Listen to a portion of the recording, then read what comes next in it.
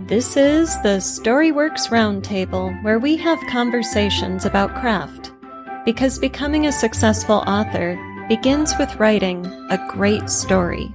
Hey, we'd love to have a rating or review on your podcast distributor of choice, whether that's iTunes, Stitcher, or some other. If you'd like to head over there and just leave whatever rating and review you'd like to, it would really help us keep the podcast going. Thanks so much. Hello and welcome to this week's Storyworks Roundtable. Today, Catherine, Robert, and I are delighted to have Judy Walker with us. Judy is the author of the ongoing Sydney Brennan Mysteries series, set in Tallahassee, Florida. Her most recent release, Prodigal, you probably have stuff out since then, is the first book in the Dead Hollow thriller trilogy, set in a fictional Appalachian community. Judy had to reach far back into memory for the experience of changing seasons. She currently writes from rainy East Hawaii, where the seasons are defined by what type of tree is fruiting. And I hear there's a flood warning today, so hopefully we won't have any internet issues. Yeah, so you can find Judy at judykWalker.com. All right. Anything you want to add to that, Judy, by way of introduction or biography? I would add that the Dead Hollow trilogy is now finished, so obviously I do need to update the bio. Well, no worries there. Thank you for joining us. We are excited to have you on the roundtable. And Sure, Sydney, thanks for having me. Yeah, Sydney Brennan is a female detective. And so we thought we would have you on to talk about writing female protagonists, particularly strong female protagonists. I think we've all written a few, so good heads to put together here at the round table. So let's start with a definition. We hear the phrase strong female protagonist bandied about all the time, but do we ever take the time to define it? What is a strong female protagonist?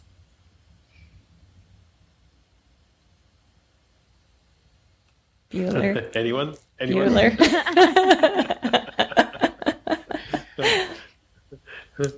Well, it's funny because that's something I was thinking about when you asked us this, and you can look back to Elizabeth Bennet as a strong female protagonist, or then, I was trying to think of someone contemporary, and actually the thing that popped in my head, of course, was not a book, but on the other end of the spectrum, Atomic Blonde. If you've seen that with Charlize Theron, where you have someone who's just physically and emotionally and mentally on top of all of this and, kicking butt and taking names.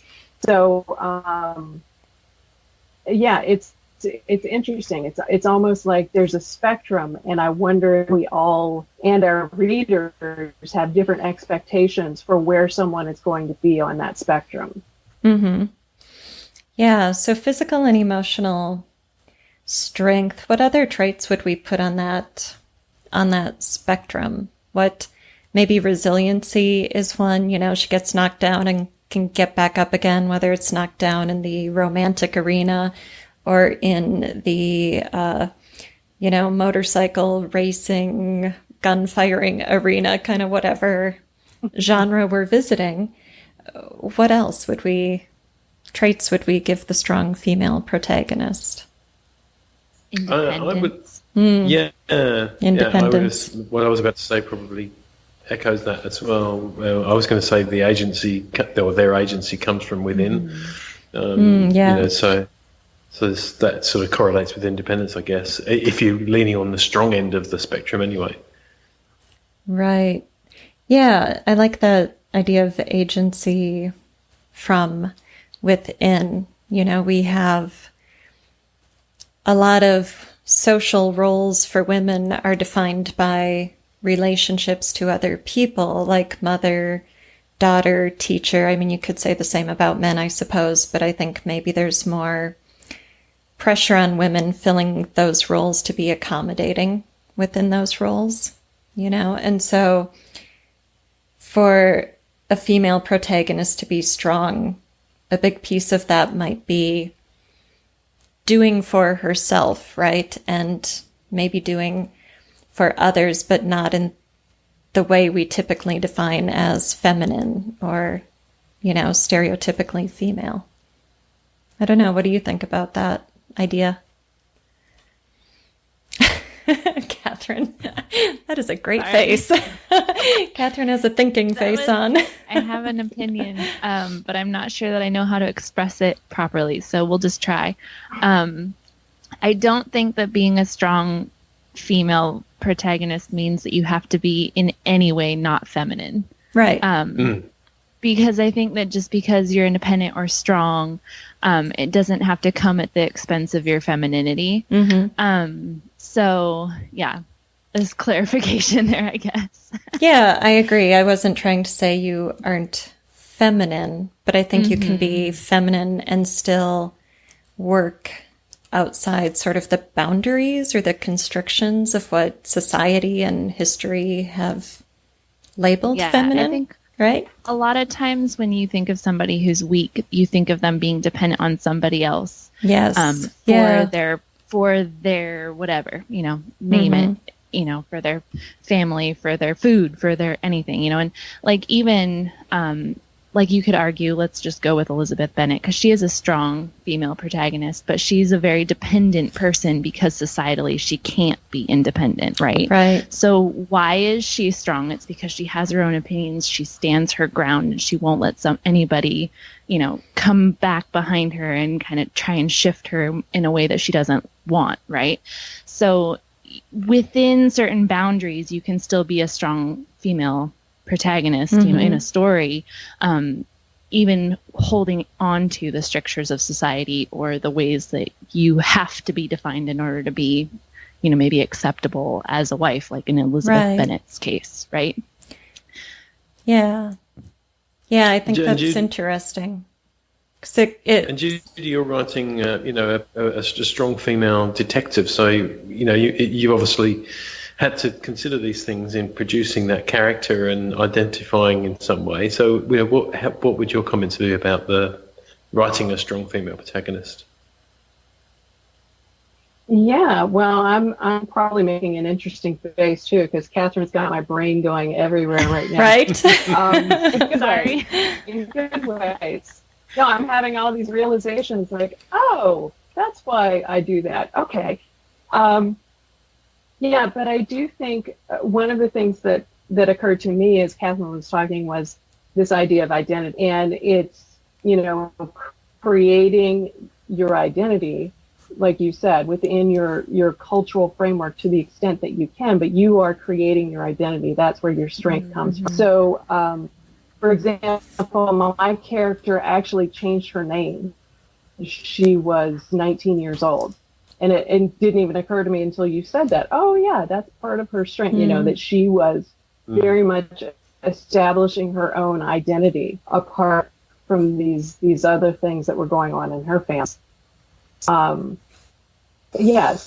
just sort of taking ownership of who you are and what you do. And, it's funny, though, because you never know how your readers are going to react to that. So, for example, I had a review where someone said they really like the series, but they don't like that Sydney, I can't remember exactly how it was phrased, but her relationships, she treats other people the way a man would.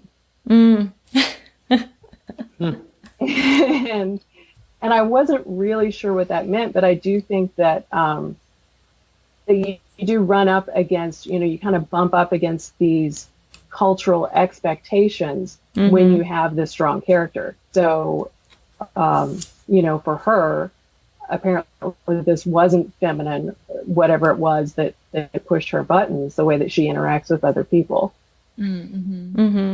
So when you write Sydney, or when you developed her originally, were you thinking, okay, she's a woman working in a man's world, and you should define that for our listeners, and then therefore I want her to have these traits so she can be competent in that role, or were you just really focusing on the individual? Like, how aware were you of cultural and social norms when you were building this person? I think originally I wasn't aware of much at all. I was just kind of winging it. But as as I've progressed through the series, I've realized a lot of things that it's a little bit like writing a novel if you don't outline very much. There are seeds that you plant early on and you don't necessarily know why they're there. You just trust that they're there for a reason. So there were things that I planted, seeds that I planted in her character, and I didn't know initially why they were there. And then later I would figure out, oh, that's why she does this, or that's why she chose to do these things. So I think it was, in terms of her role as a detective, it was also for me, I tend toward the realism end of the spectrum, except for that whole, psychic trilogy thing. Yeah. And so I like to make sure that I'm as close to getting things right as I can. So I actually based her much more on my own experiences. And so not only is she a woman in a man's world, she is someone who comes from a public defense background rather than a police background, which is what you usually see. And that also bumps into some issues for some of the readers as well. But, just sort of seeing her kind of move through, as you said, the man's world, the world of her being more sympathetic to the criminals sometimes than the people who are in power. All of that is a big part of her identity. And then, she does have a series arc too, a character arc. So I think that's when I start thinking about the series arc, that's when I start considering the kinds of things that you're talking about more consciously and realizing, okay, this is what, as a strong woman, she needs to be doing this here, but also this is consistent with who she is and who her character is. It's not sort of, I am creating the strong woman. It's, okay, what would Sydney do? Yeah, and you mentioned a reader who thought she treated relationships the way a man would. Have you had other feedback from readers that, is maybe surprising or that highlights some of these cultural expectations? I don't get a lot of that. I do have, the first book in the series was perma-free for a while, for a few years actually, and had some book clubs. So it has a ton of reviews on it. And, and as you guys probably know, perma-free reviews are a little different from people who paid for them sometimes. So they'll pretty much say whatever. And so I don't know that I've read all of those because it's kind of a dark hole to go down sometimes. But you definitely do get people. You do get people who are having trouble figuring out,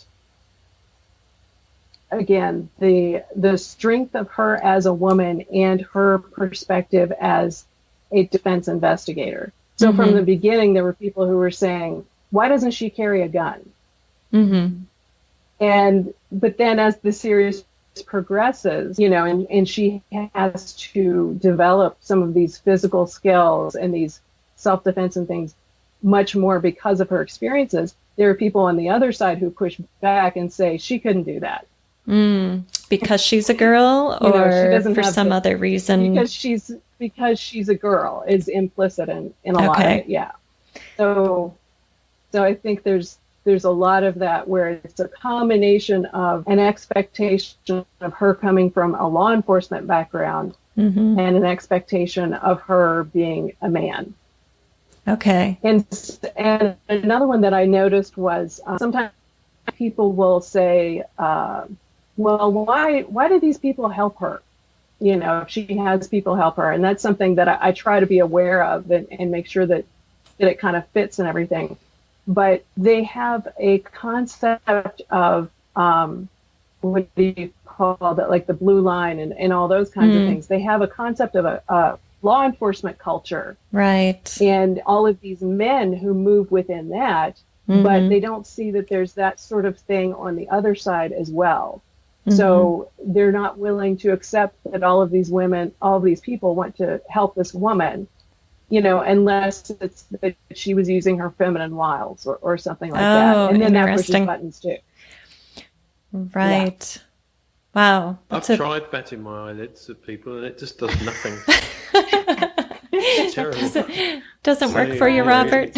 You can't steal those. Yeah, that's right. You can't steal those strong traits, you know. But it's interesting, isn't it? Because as you say, it's coming through a filter. And, you know, can you imagine us having a podcast episode about what it takes to write a strong male protagonist? You sort of, you know, it's not really even in the, I mean, you would, obviously, it would be interesting because there would be differences. Yet the fine line that, you know, and it's perhaps even more for a female author, the fine line that you run between people complaining that you write them like a man and then people complaining that they're not strong enough. And yet strength might be perceived as a male thing because, you know, when you think about a strong character, you automatically might go to, we've spoken about this before, you know, the Jack Reacher sort of, you know, the big bruiser that doesn't feel pain and that can take on anything in their life. And yet strength for a woman, and maybe perceived by women, you know, be interested in your comments on this, could be a very different thing because you can be emotionally strong, for example, or you can be strong in love, or you can be strong at persuasion. And they might all be things that a man doesn't do so easily because they're used to getting things either through brute force or bullying or fulfilling, you know, role expectations in society that have been our privilege for a long time. So you know, it's interesting that when you try and explore strength from a different angle that is very feminine, you're going to get pushback from men who either don't understand it or have never experienced it, and also the general culture of, particularly in thrillers, where the expectation is that strength is about brute force, perhaps. Right. And is this a genre thing? I mean, if we're looking at, say, contemporary realism / literary fiction, a female protagonist might be seen as very strong because she endures something like a family tragedy and survives, or, you know, whereas when we're talking about women who fall into a role like detective, then we're expecting to see more physical endurance, if you will, more kind of the badass qualities that we define as strong. So how much, as writers, do we need to be aware of that cultural lens, and how much of it is genre?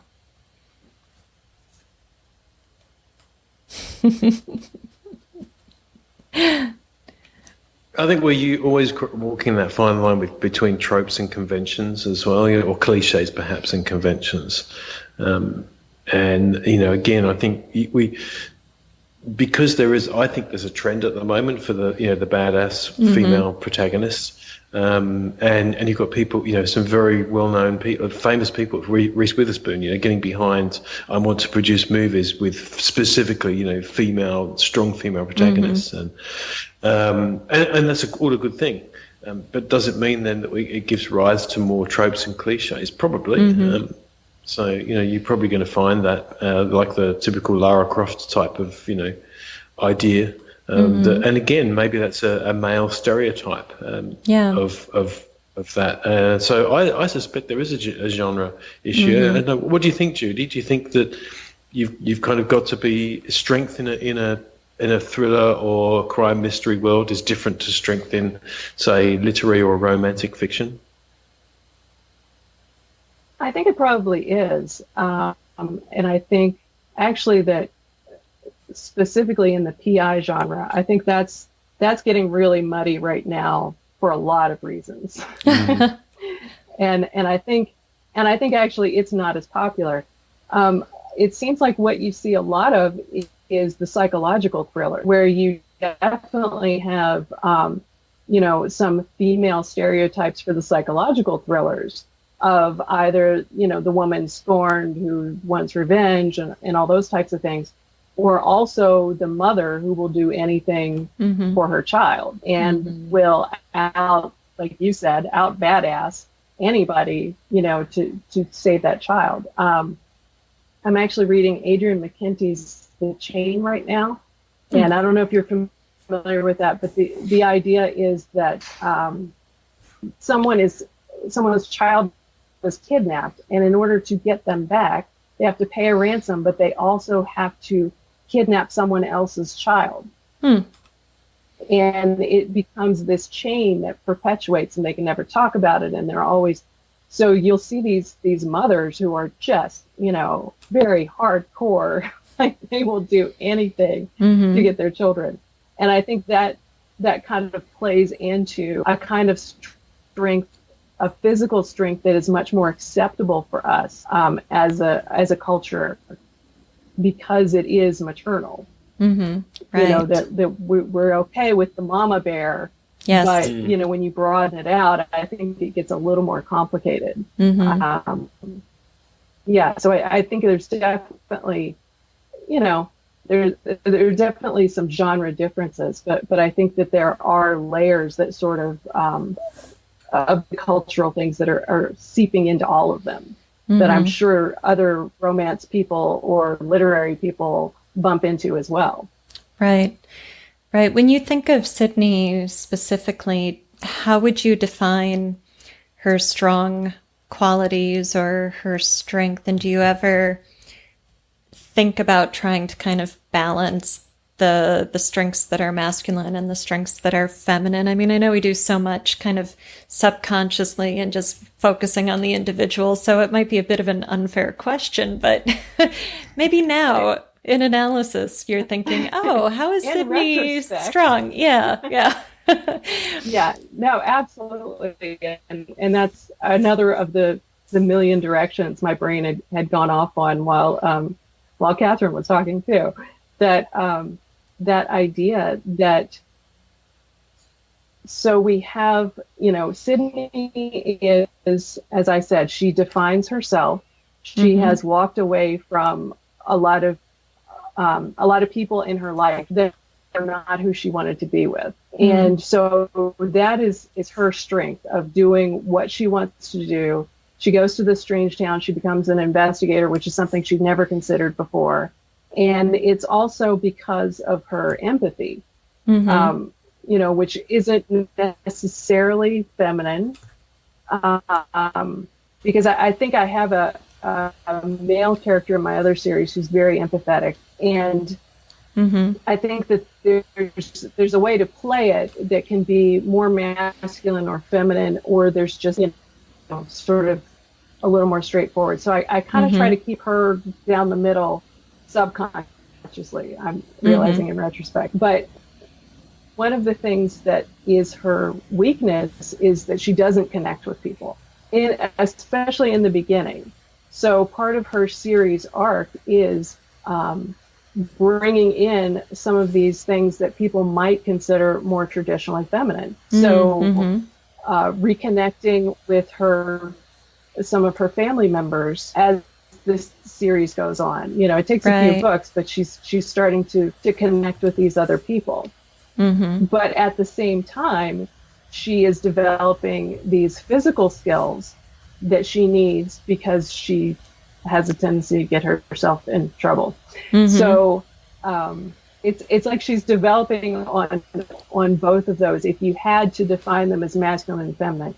Right. And I don't really think of them that way as I'm writing them. Yes. But I do think of it as things that are missing in her as a character, or in her as part of her life. What is it that a normal person would have in their life that she might want in her life that doesn't have at this point?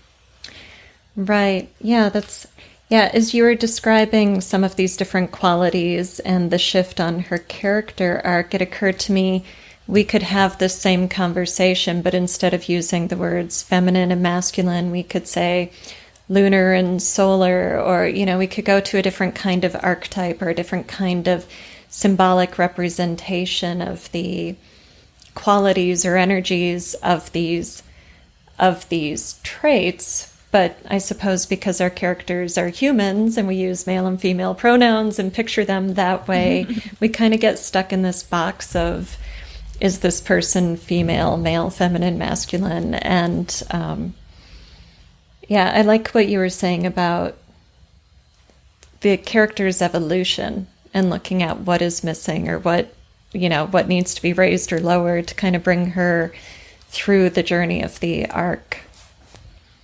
Listen next week to hear the rest of our conversation with author Judy K Walker. Thank you for listening to the Storyworks Roundtable. Find all our shows, show notes, and videos at storyworkspodcast.com.